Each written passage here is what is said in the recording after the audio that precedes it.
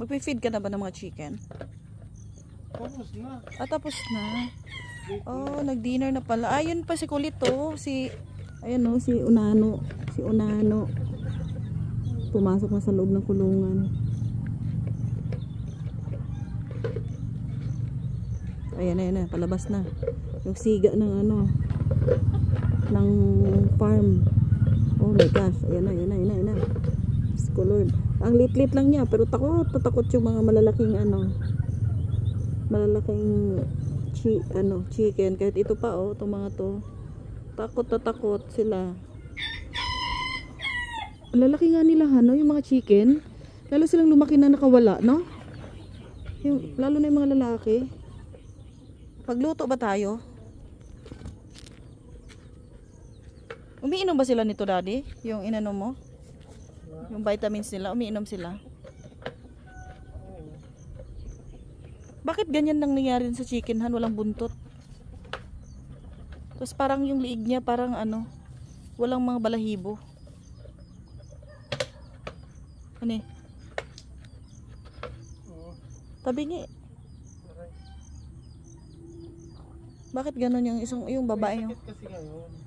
Yung sasakit yan kaya nagtanggalan yung niya. Ako sana naman wag naman silang mga matay. Ang dami namin chicken dito. Pinapakawalan na namin kasi sila kaya yan pakalat-kalat na sila dito. Ang dami naming sisiw. Nasa 40 na. Nagkadamatay sila dahil may may sakit daw ngayon ang mga chicken. Ayan na lang tatatlo tong sa isang inahin. Sa isang inahin na yan.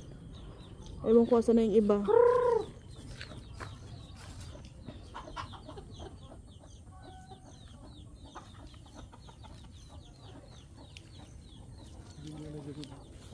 Lagyan mo dad ng pakainin mo.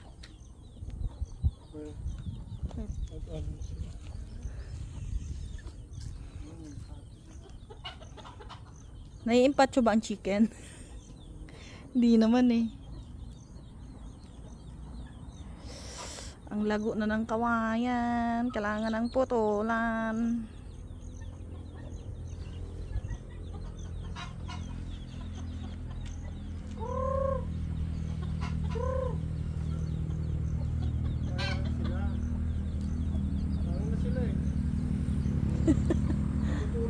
Matutulog na ba kayo? Noong oras na ba? Alas 5 na, ba?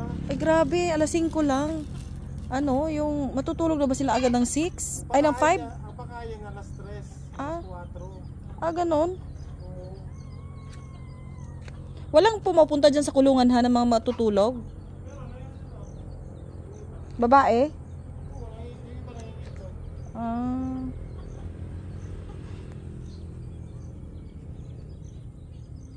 Dapat isara mo tong bodega. Kasi mamaya pumunta dyan para mangitlog. Hindi sila, pag alam nila yung itlogan nila, dyan lang sila. Hindi sila pupunta saan. Ay, ganun. Saan. Pero dapat isara mo yung bodegahan. Baka mamaya may biglang intruder na papasok. Ha? Siyempre isara mo Baka may Natutulog na pala yung mga chicken. 5 o'clock pa lang ngayon dito sa farm. Yan na sila. Naghahanap na sila na mapupwestuhan nila. Ayun yung siga Siga ng farm Sana all. Lalalala. May mga unanay at saka Nangingitlog din yung mga unanay han. Puti nakakaakit sila dyan sa nila. Pugara ay kanilang yung nest. Oh my God. Lalalala. Oh my G.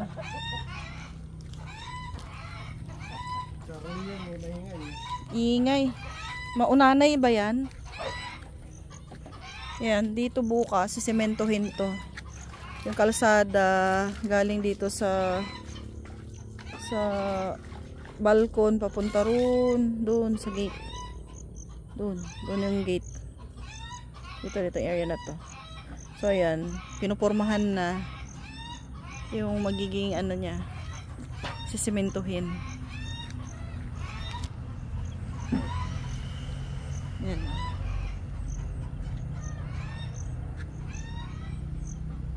Sisimentohin na to bukas. Ay, tahimik dito. Yun lang ginagawa. Ang dami kong ginagawa dito. Nagluluto, nagwawalis, naglilinis-linis ng lilinis-linis ng bahay. Tapos hugas. Buti na lang kanina. May help ako kanina. May taga-linis. May taga-hugas. Kaya medyo naka-relax ako kanina ng konti. At tinulungan ako ng biyanan ko, babae, para mag-cook for lunch. So, ayun.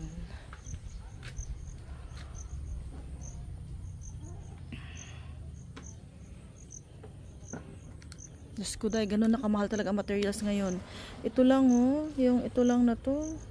Though ilang meters din to, may ano rin to, parang 30 meters dito. Papunta dun sa gate. Diyos ko, materials pa lang. Ano na kami? 17 plus 18. Naku, Diyos ko, halos 50,000 na. Bato, buhangin. Wala pang ang bakal na wala pang bakal na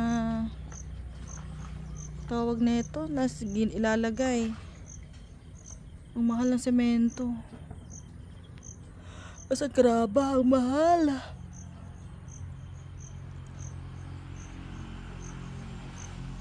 Ayan.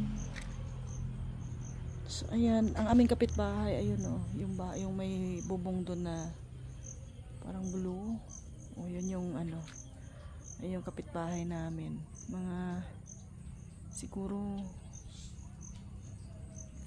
yata, mga 100 to 150 meters away.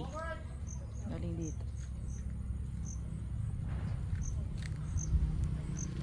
Dito sa kabila, wala ang tao. Sa likod lalo. Ang layo, mga siguro 1,000 meters ang layo sa likod. Sa kapitbahay lang namin, literal yan lang talaga. Bakit? Sa? Sa butas? Ay kasi kakalkalin nila yung basura. Kaya pala doon niya nakuha yung anuhan. Kanina yung ginata niyang disposable spoon. Ito yung mga alaga namin, makulit. Jumper! Jumper per. Nasaan na si Bogart? Ha? Saan na si Bogart? Jumper. Come here. Sana si Bogart, ha? Saan si Bogart? Saan si Bogart? Saan si Bogart? Saan si Bogart? Ha? Saan si Bogart? Saan si Bogart, ha? Saan si Bogart? Jumper. Saan si Bogart? Saan si Bogart nga? Good boy. Good boy. Asan si Bogart, ha? Bogart. Wala akong food, bebe. Di ka pa kumain? Pinakain ka na ni Daddy, di ba? Ayan, napalo. Ayan. Ano, ha? Palo. Oh, sige. Ayan. Ayan kasi. Bakit ka kasi nagkalkal dun sa butas ng basurahan? O, di sino pinalo ka ni Daddy ngayon, ha? Pinalo ka ni Daddy, ha? Pinalo ka ni Daddy? Ha? Pinalo ka, Bogart? Huwag niyo apakan. Natulis pa naman ang kuko niyo. Huwag niyo nagdagdagan yung sugat ni Mami. Oh, may sugat na nga ako kanina. Anong ginawa mo? Ba't ka na ganyan? Sino napalo ni Daddy? Ha, Bogart? Yan, kasi makulit eh.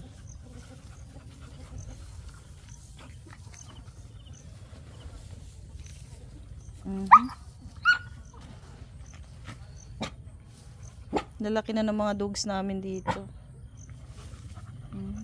Kapatid to ni Willow eh. Kaya lang si Willow nawala na sa sa earth.